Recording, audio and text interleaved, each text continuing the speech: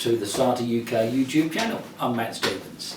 Today we're going to talk in some detail about the SATA Filter Regulator system, the 200 series. This is the SATA 284 Filter Regulator. As you can see, it's a 3-stage filter. It's the most popular one sold in the UK market by SATA. As we mentioned, this is a 3-stage filter. Now the first stage is a sintered bronze filter that's located in there. That's got a filtration level of 5 microns.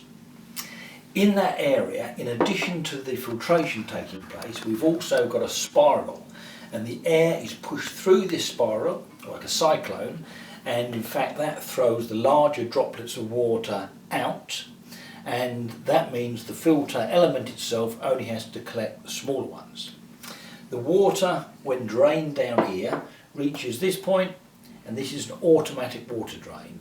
So when a level of condensate is built up, it will automatically dispense it. So the air has been through this area, it then comes into section 2. This is where a fine filter is located. This is the fine filter, denoted in blue, and this has a filtration level of 0.01 microns, and that technically brings the air down to breathable air quality, which is 99.98% clean air. When it's passed through there, although we've described it as breathable quality air, it meets EN 12021 in its basic format. However, what we also have the possibility in compressed air is that of vapour. Now it could be oil vapour or other vapours. The only way to get rid of oil vapours is a adsorption filter, which is charcoal based. So this filter that goes in the 3rd stage is a charcoal filter to take vapours, odours and smells. Maintenance of filters is extremely important, and as with all compressed air filters, we generally recommend that the bronze is 6 months, fine filter is 6 months, and the charcoal is 3 months. However, to help you, we also, with each new element, supply a filter timer. And if you can see this, it's a chemical reaction. So as soon as you install the new element, you break that little bubble, and that begins a chemical reaction, and this white area slowly goes red. And after 6 months on this one, it will be completely red. So visually, you look at it and say, yep, time to change it. And behind it, you'll see there is even the part number for the exchange part itself. The same applies, of course, to the fine filter and indeed to the charcoal filter. The difference being the charcoal is a 3-month change. Again, very important. Another very clever part of this system is that these 2 gauges here. Now this one is measuring the air coming in, and this should always give you the same reading unless the filter element is actually contaminated, because if it is contaminated or partially blocked, that will prevent the same volume of air getting through, and that will mean you'll get a pressure drop. It'll be indicated here. Now if these 2 read 1 bar different when you've got air flowing, it means you need to check your filters to make sure they are okay. We mentioned briefly the automatic water drain on the SATA unit. Key thing there is that it's a true automatic one. A lot of the others on the marketplace in fact are semi-automatic, and they will only drain if you actually turn the compressed air system off and the line pressure drops below 1 bar. So true automatic drain. Now another big difference is that if you look at the SATA bronze filter there, and you look at one of the competition filters, I think we'll all agree size does matter. Now, although you may argue, well, you're going to change that after 6 months and that after 6 months, does the size really matter? Well, the answer is yes, because if the compressed air system is allowing a lot of dirt to this point, even if this was 50% completely blocked, it would still leave 50% for air to flow through, whereas this unit would be completely contaminated. So size does matter. Now on the fine filter, again, the SATA one is there, competition one is there. Very important as well, the SATA one is a fine filter that's encased, as you can see, inside that carrier. The competition one is in fact a sponge filter, and as you can see, that very easily breaks down and that can put contaminants into your air system.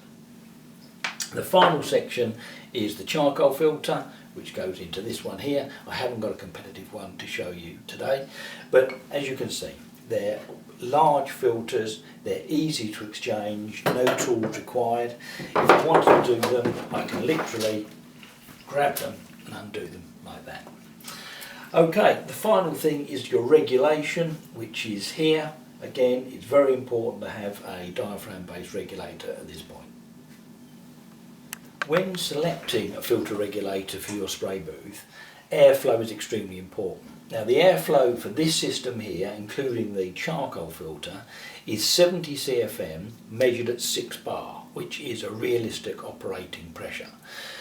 I've seen units in the marketplace that purport to do the same thing as this. However, they're giving you sometimes readings of 140, 130 CFM, but that they're doing the measurement at about 10 or sometimes 14 bar, which is unrealistic for modern body shops, paint shops.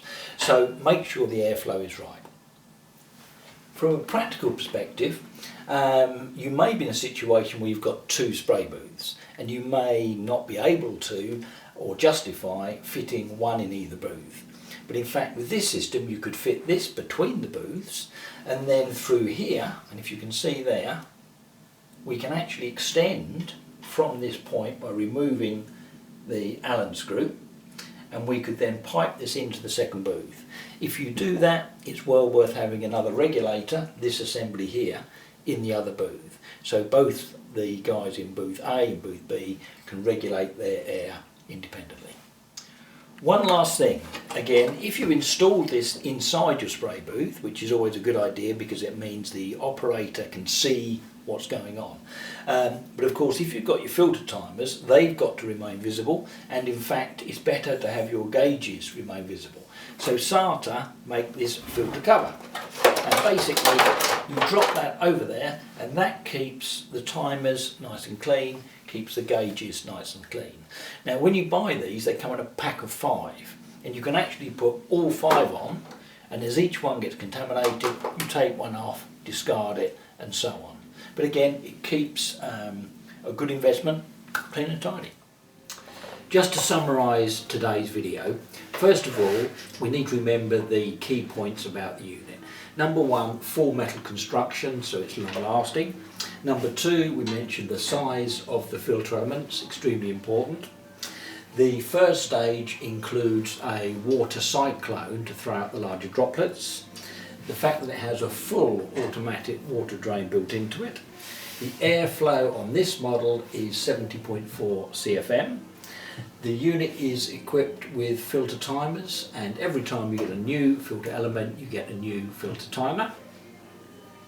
The twin gauges we saw in one of the pictures allows us to instantly see if there is contamination on the first stage filter, because then that reflects in a pressure change between the first and second gauge.